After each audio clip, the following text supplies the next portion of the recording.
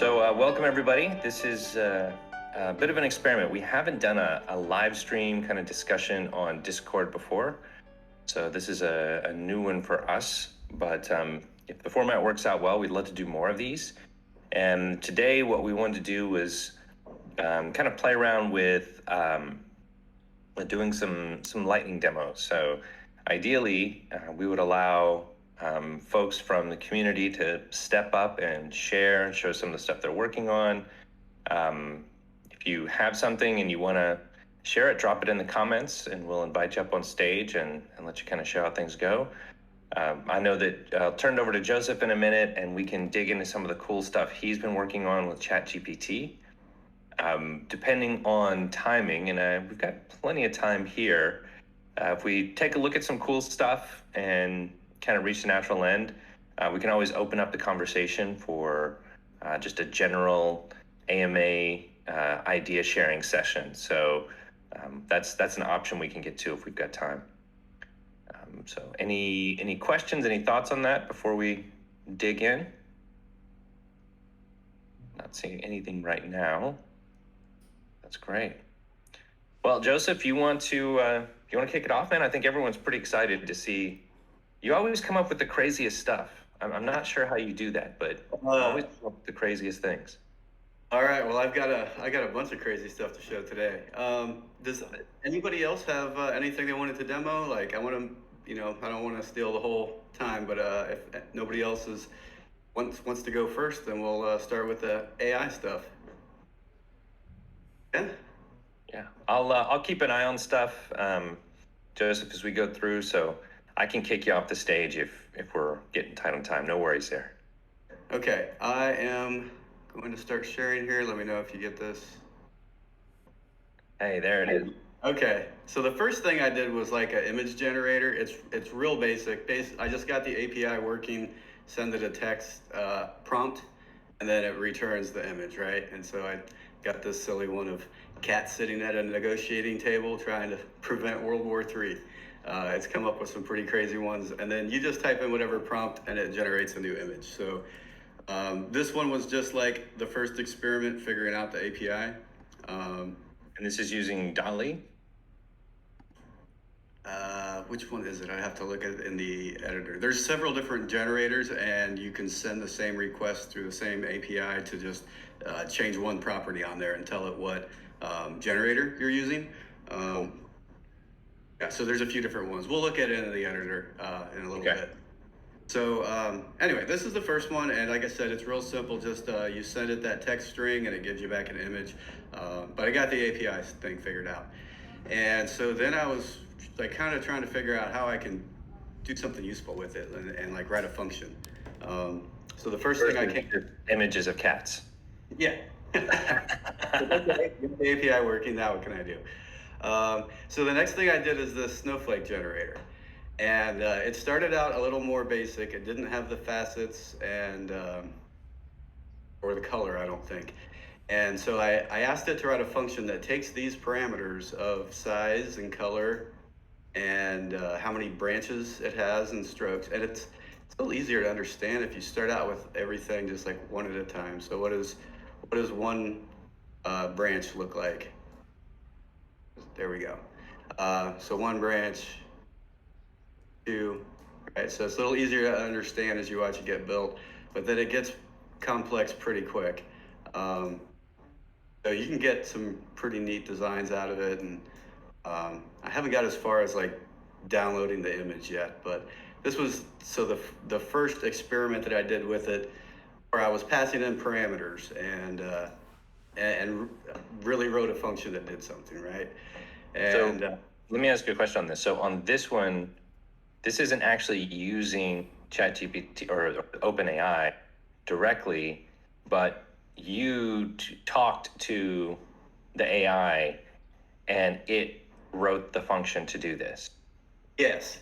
And we kind of iterated it together. So like it gave me back the first version and I said, okay, that's cool. Can you add a parameter for, I didn't know what the term was. I actually did a little research on snowflake structure. So the center, coming out of like spokes of a wheeler, basically. Those are branches. And then off of that is called a facet. And so I figured if I use the right terms and told it what parameters I wanted about a snowflake based on the actual structure, that the AI could figure that out. So yeah, I kind of iterated it and looked up a little more on snowflakes and said, oh, I want facets. So That is really cool. So the idea, so this was kind of like the first, so the first one that we saw was really you just connecting to the API. Very simple. I'm going to pass something through, receive something back. And then the second one was starting to branch out. Huh? Is that good? Is it too early for bad puns? yeah. And interactively work with the AI, but to generate code, not like a blog post or an outline for a story or a poem about, you know, I don't know, cats, but actually to output the actual code. Yeah, and That is it takes very multiple cool. parameters, so it's a reusable function that you can get lots of different outputs from. And so that's what kind of opened up the that option. When I realized that was an option, and I started working with it, and so then the next example, instead of it being a static function where the output from the AI was some JavaScript, and now I'm not really doing anything with the AI anymore, right? I'm just running that function. So next step, made this JS function generator where you send it a request to write a function. And so now you are interacting with the API again. It's going to build this request of what function I want and send it back. And so I'm going to keep it simple at first and just say due date on a function that returns a, oh, I didn't put a date in here. So I'll say string and use moment. And then the description is return a text string of a long format date, 35 days from today. And that's all that you need is, I should move the libraries down. The function, the output type, and the description are the required stuff. And then you can put everything else optional here. And so let's just see what we get out of this. It can be a little slow, so I have the timeout set to a full minute. It's usually more around 30 seconds. Okay, so it says to use moment, and then the due date is, can you guys see this? I don't know if that'll get bigger with the iframe. I'm viewing the code here in an iframe. So it's a new moment, and then it adds 45 days, and then formats it long and returns it. So in this case, it doesn't take any parameters. I'm just describing what I want it to do. It wrote the function and used the library that I specified. And you even have the little copy button there. Yeah. Yep. And okay, it's kind of verbose though. So let's say no comments and one-liner arrow function. So this could be something that you could even put like straight in line into the like in a widget, for example. Right. You could just put that straight. Yep. So okay, so let's do something more complex now. I've got this data set, and actually let me back up. I'll show you the prompt of how this works. I take all these inputs and then compile that into a config object, and then pass that object in with the text part of the prompt to the AI. And so I tell it to write a function based on the config object that describes some inputs, outputs, libraries, some other attributes, and then use all the information to figure out the goal of the function and write a function based on that. There's 3 required things: the name, description, and output, and then some optional stuff that might describe the libraries, a whole set of parameters in an array, and what to do on error and like style and writing stuff. And then I just tell it to return it in separate code blocks so I can see the function and then show what it would return if you ran it. So this text prompt gets sent in the API request with the config from this backed on after it. And it just processes those two things together. There's a third thing I'm sending. It's this set of data here, so that I have a sample set of data with numbers and text and Boolean, and I can tell it to write a function that does something with this data set, get the function back, and even see that it works in the sample, and then go put that back in another app and use that to map over my data. So let's say we wanted to see the columns where it's true on the Boolean or an odd number. And then after it's filtered, let's sort it by like the row index or something. So we'll come back here, say filter sort, want back an array. I don't think we'll need moment, but we should use Lodash.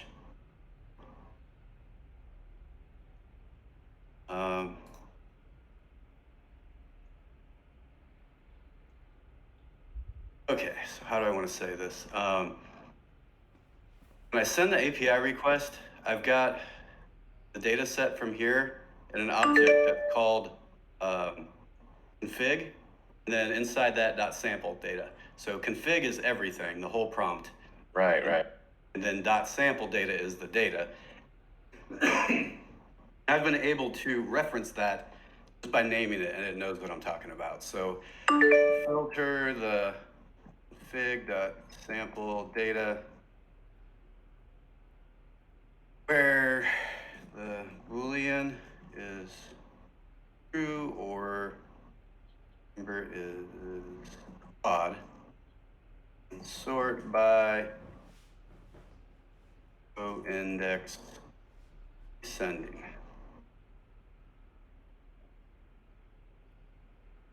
Wow. This is nuts, man. This is so while we're waiting this to pop up, there was a question. I'm assuming that we can share the export for this app. Yeah, I've got my API key in it, so I can't Sure. share it directly, but I can give people a copy of it. Okay, so there's a condition on the filter. And so yeah, we've only got back the trues.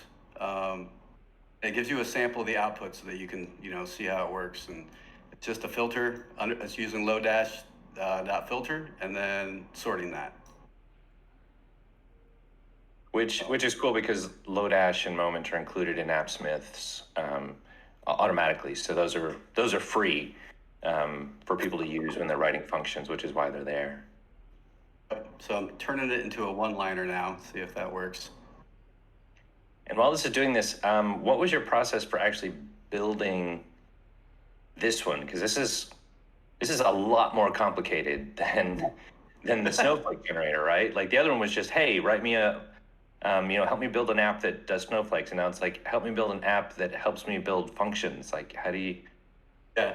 The prompt evolved a little bit, but started with writing a text prompt like this.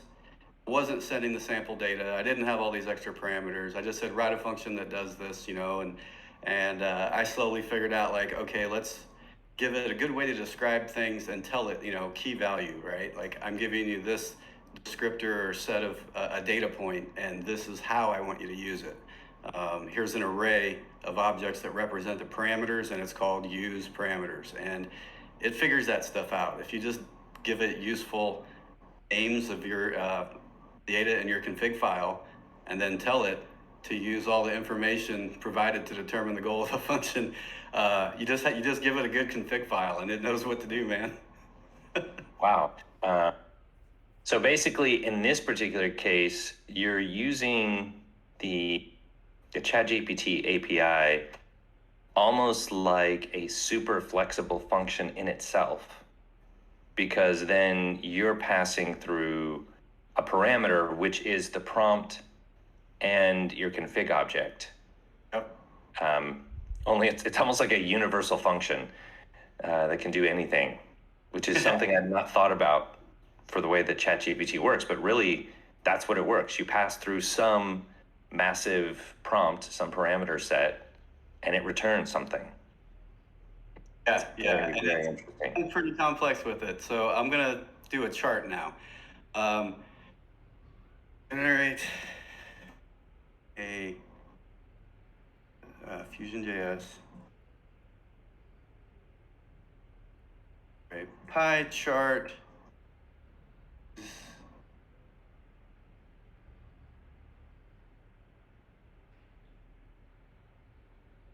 where the axis, let's see, let's do list column is ABC. Let's see where the x-axis is the list value and the y is total. Total.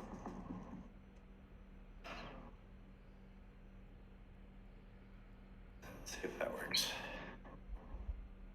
So this is also interesting because it's kind of giving, at least in my mind, a new spin on the whole concept of AI, particularly when it comes to from coding, where it's because really it comes down. It's not so much about what the AI can do.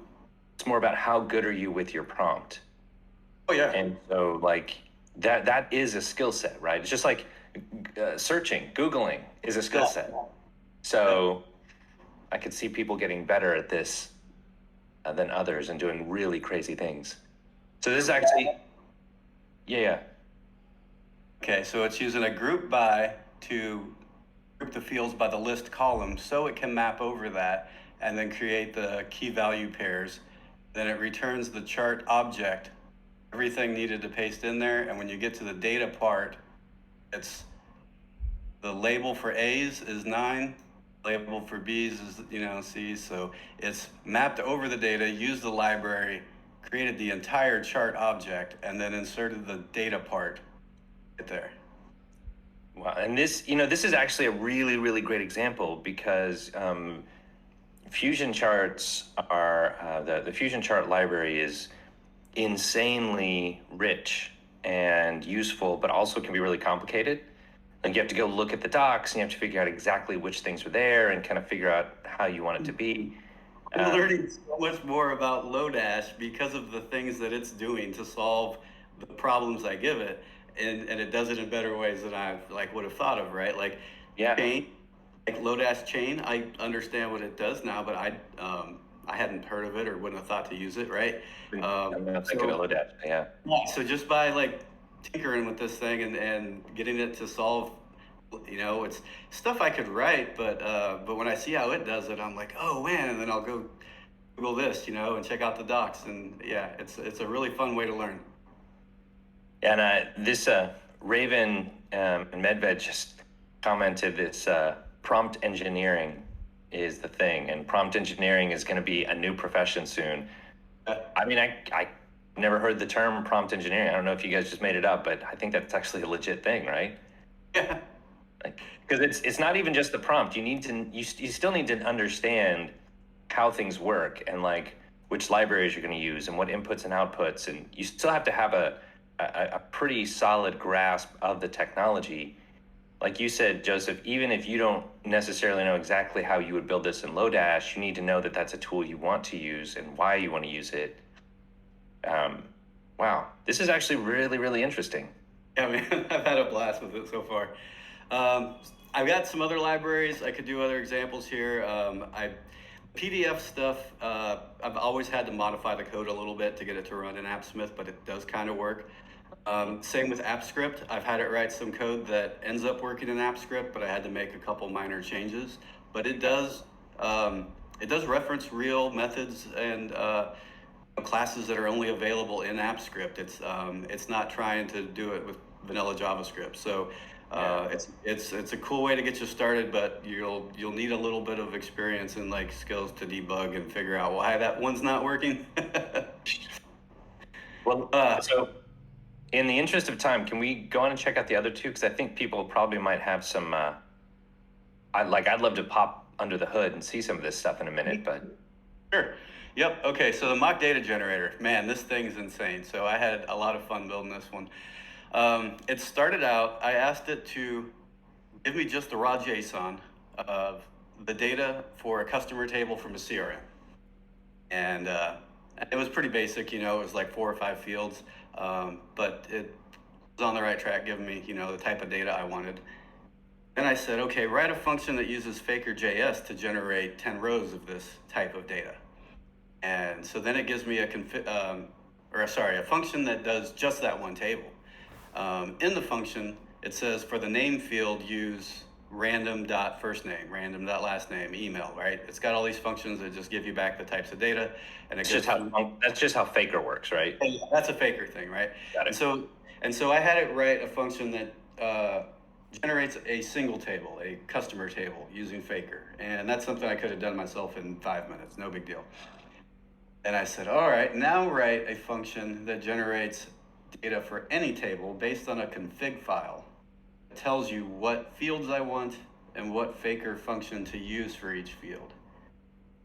And give me a config for the customer table, right?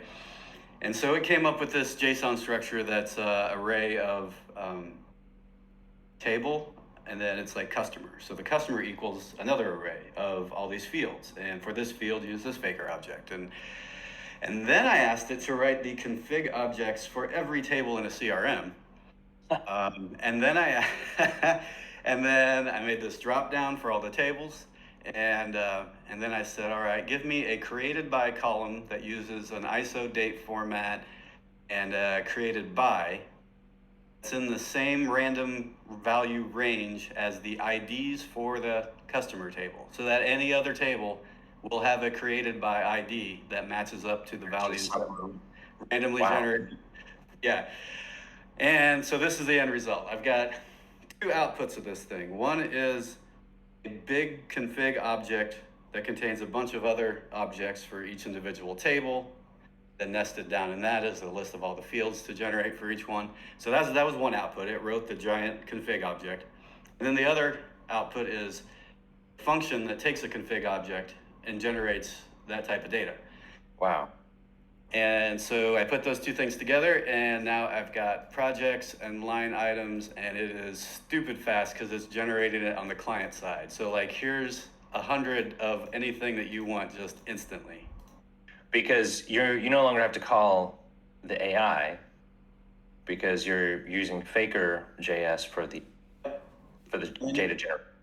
And then you can download it right then and use this as your data generator for some other app. You can make an API call that loops through these and sends it to your back end or whatever. So this one was a lot of fun to build. And I'll show the next one, and then we can look in the editor, because I'm sure there's some questions on this. So just real quick question before we go to the last one here. Maybe not necessarily, maybe not in detail for any one of these apps in particular, but how, I'm assuming that this was faster than if you had tried the same thing on your own.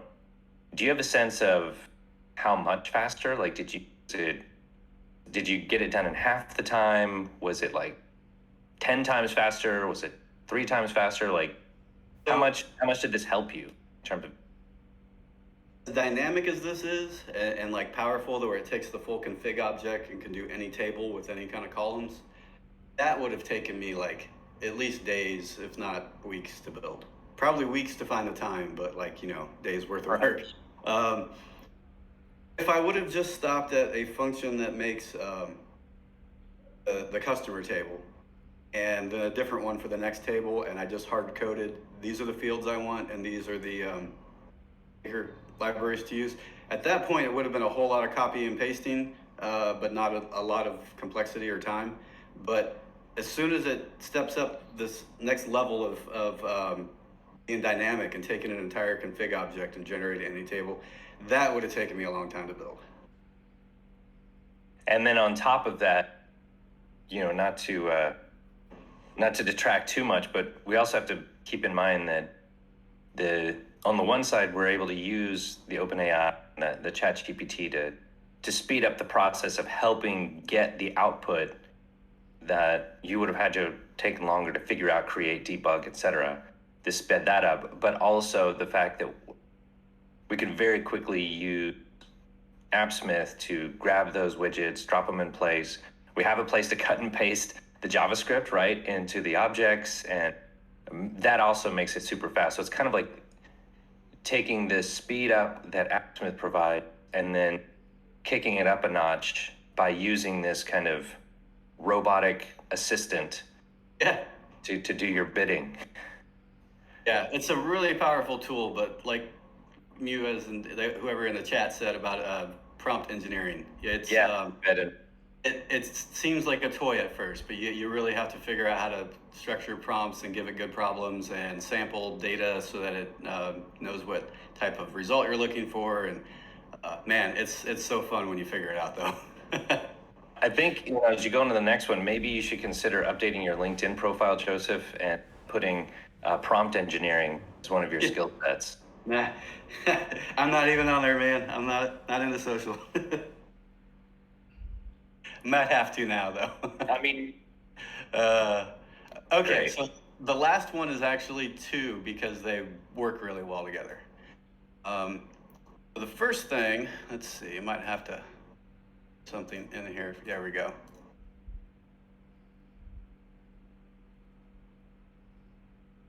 Okay. When I click this button, it sends a message to the parent window, and the text is dynamic, which is something that we can't do right now in Appsmith. Like you can have an image that you can click and have an on trigger, and it'll run some function, action or whatever when you click an image. Then like with text buttons, you know, you can make it run an action, but to like dynamically generate a bunch of different buttons with different font sizes and everything, that's what kind of led me to this. Is you can take an Appsmith button and make it bigger, but the font stays the same size. Like if you want a big red button, like with big text too, Right. not just the button, how do you get that? Well, so the first thing I did is I asked the AI to write a function that generates an SVG of a text button and have parameters for size and the radius and the colors. Then I was using that function, a widget, just to generate a button, and I would hard code it and tell it what text color and what background color and what text to use, right? And then that gives me a button that I can make bigger with bigger text, and then when I click it, it posts a message, and then I can trigger whatever else happens when the message gets posted. Then I wanted to be able to like change the colors as a user, and we don't have a color picker widget, but there's one in the editor. You know, if you're editing the app, you can change colors, but as a user, you would have to type in the hex code, you know, and then bind that to something.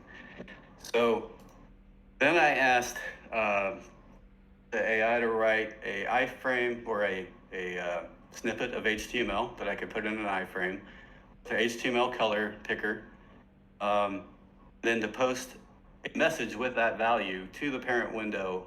At first it was a form, and so I had a submit button here. But now I've made it to where it's has an event listener. So there's kind of a little more complexity inside of the iframe than it could be if you had the submit button, but it starts an event listener for both of these, and then as soon as you select a different color, it's posting that value to the parent window, which then catches it, stores the value, which you can see here, and then it passes that into the other function that generates the button. So you're using the iframe to kind of create your own, almost like a custom widget. Yeah. Using the platform, have mechanisms for child iframe to talk to the parent, path the data. Yeah. Ron, your audio is getting a little choppy for me. I don't know if other people hear it, but yes, I agree. I could hear you. It's pretty cool, man. I can combine the two. So this one generates a SVG given the inputs, and then this was just a new way to select the colors, you know, and not have to type in hex values. So I'm not seeing, when you click on the color, I don't see, is there like a pop-up or something? Oh no. So at first, had a submit button, which would be like a regular HTML form, and then on submit action, would like take you to a different URL or whatever and post that data. So I use the what is it? Disable defaults or whatever, so that it doesn't change the URL when you submit.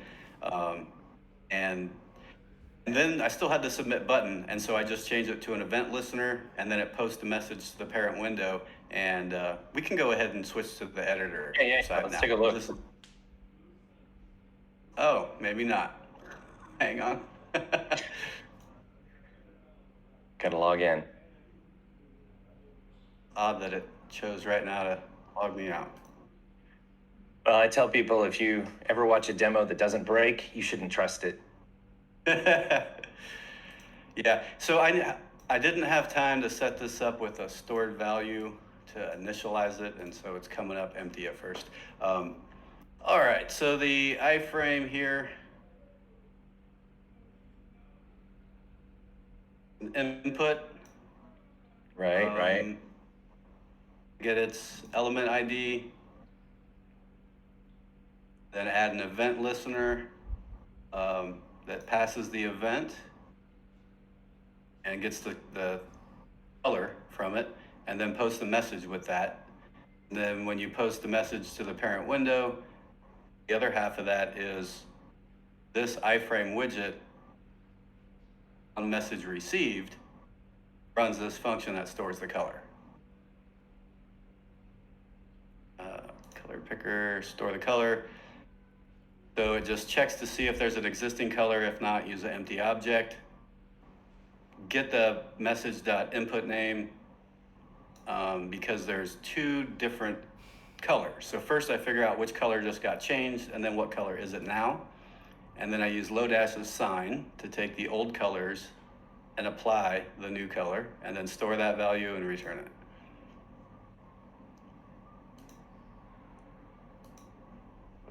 And then the button, where is that one? JS object. Okay, so to generate the SVG button, it takes a bunch of different parameters, and could change the font, but I just left my default in there, and I don't change it on the UI on the front end. And this is what the ChatGPT wrote, is this little chunk of SVG here that passes in variables from up here, and it generates that text button of whatever size and color. It's not crazy. It's not hard to do, but if you either don't have a good example or haven't done it before, it might take you a while to figure it out. So it's almost like a Stack Overflow assistant. I need a good cut and paste sample to do this piece, and then I'll adjust it later. And ChatGPT's like, yeah, I got you, buddy. Oh. Okay, so here's the crazy one on the JS side here. A config is table name, projects, whatever, line items. Then for the order field, everyone is going to have a property that tells it what method to use. And Faker's notation is like there's a category or like a class, I think, and then a method. And so you have to have that much, and then you can pass an array of arguments. So every field in here has at least method to use, and then maybe some arguments. If it's a random array, then the argument can be the random values that you want to select from for that field. How much of this did you customize after? Almost none. It gave me back some stuff. I'd tell it, okay, make the this field a random array and pick value. Okay. It picked these values. I didn't tell it to use these three values. I just told it I want more options and to throw in some expected data. See, for the shipping one here, it's picking accurate like array values, and it generated all of these configs for me. But this isn't code, this is just the config file. So it's a massive config file. My drop down picks a table name, and then once you pick that table name, it passes in the config to this function. And so then I've got the inputs from my number slider to pick how many records I want, and this tells it what table. And then it drills down to that table in the config object to get the columns, maps over the columns for each here, and then I split it by that period and say, okay, this is the method, and the second half is the arguments. Then, if there are arguments, run the function with arguments, and you have to reference the function this way. So here's the first half, the dot. Okay, right. Here dot this, dot that, and then with arguments, or if there's no arguments, then just do that. Just do it straight.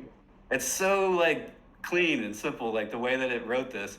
There's so much going on. It builds all that fake data with the config object, loops over every field with all the different types and options, and just either this line or this line, depending on if there's arguments. That's Just clean. populates the whole thing. Insane, isn't it? And then you added Faker.js to the libraries? No, I guess I am using it here. Where's that one line? Yeah. So some of the stuff is static. This one is generated in real time. It's using the library. Sure. Okay, cool. And that's using, that's adding that that external library, that and JS PDF. Those are custom libraries that you added. That's a feature that we rolled out not long ago. Right. Yeah, we have Forge, XML parser, Moment, and Lodash, and every app is going to have that from the start. But then you can add these libraries. There's a bunch that are they're not installed by default, but there's a bunch that are easy to install that we've already like checked and made sure are compatible, and then you can just install it. But then you can also install a bunch of libraries by just finding them, like finding the npm and paste the link in here, and it needs to be that minified version. And Right. A lot of times it's not pre-baked. Yeah, a lot of times it's not the first version of it you find. For me to get Faker to work, I think it was probably the third one I tried, but once I got it, man, it's really easy to use. Wow. Very cool. So looking at time, we're doing pretty good. I'm wondering for folks in the audience, are there additional questions or things you want to look at? I mean, I'd love to see the JS function generator, but I don't know if anyone else in the audience has specific questions. We haven't had any volunteers to share anything else. I don't know if people are just like me, just kind of fascinated with this whole app and all the stuff you've done, or if people are feeling quiet today, but chime in, feel free. While we wait, Joseph, can we take a look at that JS function generator one? Because that's there's so much going on. Okay. Gonna have to be careful on this one. I can't show you the API request body with my keys in it. But what can I show you? Really, it's just compiling all of these inputs with this prompt, this data. Is that all in that JS object? Yes, I can show the JS object part. Okay, so I have my sample data right here, which is array, and then object default value. Oh, I think, okay, this is just to see the JSON form to generate new parameters as you want to add them. So it needs that default structure just to know what that form looks like. And then the config object that I send to it is an object with all of these properties, taking the values from various inputs in the form. And then the use parameters is an entire array if you send more than one parameter, and each one's an object that says here's the name of the parameter and here's what it does. And then config object is all of these things, and then the API body is the prompt concatenated with the config object and the data. So those three big pieces all get sent together. And there's your prompt. That's going to kind of set the stage. Medved is saying it's possible to add an API with auth, so the keys are hidden in the actual query. Oh yeah, I haven't had time, man. I've built most Well, of it's this. all just been when you've got like 15 minutes between calls or something, and you're just like, oh, I'm gonna go play. Uh, and Before so before I share the app, I'll do that so that the next person can fork it and just put in their API key. nice. Um, yeah, and so now I'm starting to see how, like, for example, you could take the next level of this could be something where um, you might even have like separate or a list of potential API calls to get data, and then have that parse through. So instead of using the sample data, you could even make that piece dynamic too, if you really wanted to. Like it's just like then, and that seems like that kind of that iterative approach is what you've taken here, where you start with something simple, and then you add some complexity, and then you open the door to something else, and then you end up with something like this, which is it's pretty complex, but you do it very quickly. Yeah, and actually, I was thinking of going that route. So this is the sample data, but I could have another place where you can upload a file or paste in a JSON array and then have the function write something specific based on your data structure so that it is saying filter by this column or whatever. And it's like relative to your that column structure. So this is so I just had a thought. When we build out templates and things, or we build out apps that have to work with specific APIs, as you know, Joseph, sometimes we don't have access to those APIs. So we use the documentation for that API just to know what the structure is, so we can at least build something. Mm. You could do something similar here, where you could cut and paste from API docs what the expected output was. Oh, yeah. That becomes your sample data, and then you can use that to um, build out your app. And you may not ever have access to the API, but it's ready to go as soon as the next person in line, plugs in the keys. You just gave me an idea of the next page I'm going to add to this. Awesome. I You love paste it. some API docs and it gives you back a config file to use in my data generator. There you go. That's awesome. Yeah, copy any API docs and then generate X number of rows of Shopify products or whatever API you're working. Yeah, like there's just a billion APIs out there. So, well, cool. I'm wondering, are there any other questions for Joseph on this? I think after you get the auth piece set up, we'll export the app. We're gonna put the recording of this on YouTube, and we'll probably put some other stuff out there. So we'll definitely share that export relatively soon if anybody wants to take it and play. Because I mean, let's be honest here. As cool as this really is just you're just playing, right? Like this is just learning and experimenting.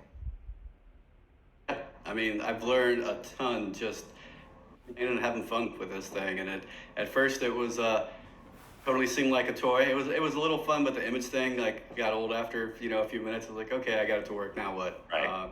But yeah, the more I figured out how to do, the more powerful I realized it was. The more fun it got, and yeah, you just gave me another idea. So I know what I'm going to be building this weekend. That's fantastic. Okay, well now I feel like I'm behind. I need to get on the train. So I'm just gonna because this is open source, I'm just gonna stand on the shoulders of giants. I'm gonna wait till you export, and then I'm gonna import your stuff, and I'll steal a lot of it and go play with something else. That's how it works, right? Man, I copied your GitHub auth in that app, that custom app. Man, that was brilliant the way you set that up. I mean, that's what we're doing here, right? Like, and that's the other thing too. Right now, we've got a GitHub repo called Foundry where we're putting some of these exports that we've got. But Joseph and Vahar and I are actually working on a portal tool where we'll be able to upload those more easily, search and find them. Should have had ChatGPT just build it for us, apparently. Instead of doing it by hand. So we are 45 minutes after. I think we can open up. I know we've lost a couple of people just because this has gone on, but really, really awesome. Could probably spend another like 30, 40 minutes like digging into this stuff, but in the next few minutes, if anybody does have something they want to share or any questions that they want to ask while you've got some experts here, now's the time to do it. Otherwise, we will probably start wrapping up. So looks like we'll give a few minutes to see if there's any other topics. But while we wait for that, what's the process, Joseph? And if anybody wants to build their own ChatGPT kind of apps, like you got a key somehow. What was the process for doing that? Other than the sign up list, which I think might have a waiting list, or at least it did when I signed up. It was pretty easy once I had an account, logged in, just enable, copy, paste the API key, and then it's a bearer token and that value, and there wasn't any other headers, or it's a really easy API to auth against. You don't have to set up OAuth flow. And they have like curl requests in the docs, so you can use our curl importer and just copy and paste that, import the curl request, and then it creates the API for you, and you just have to paste in that bearer token. Awesome. Okay. And now Jay Clack is saying that you can pay for a GPT subscription $20. Is that? I'm assuming that's $20 a month. It's free, but it says downtime like free during periods of low usage or something. Like basically they're reserving the right. As soon as it's heavy usage, the free tier gets cut off, which is understandable. But I mean, $20 a month is, ChatGPT Plus. Raven is saying, that is not bad, especially if you were able to get good at this. Like for those people who don't know, Joseph also. Jay Clack is saying that they paid for theirs and it's already up their SQL game. I can completely believe it. For those who don't know, Joseph also has done some workshops for freelancers and is kind of adding some more material. So maybe that's another one, Joseph. We could do another session at some point later about how to use ChatGPT to help you move faster, get jobs done more quickly, increase your margins. It's like, hey, this is going to take me 5 days, but if I use ChatGPT, I can do it in 2, which means I either make more money in less time, or I can charge less, but still make more money per hour. Like that would be an interesting topic, I think. Yeah, I'd like to put something together that shows some real useful, use cases that are more than just generating like an article. Like people are out there using it to generate blog posts or writing and trying to use that on Upwork for jobs that are just about like writing a blog post, which I don't know how I feel about that. But if you can use it to build tools that make your job more efficient, like that mock data generator, like to me that's a different angle. Like you're making your job more efficient and building a new tool as opposed to just asking it to do your homework. Yeah, well, and that's the thing, right? Like you look at tools like any search engine, Google, Bing, whatever. You look at resources like Wikipedia, Stack Overflow, etc.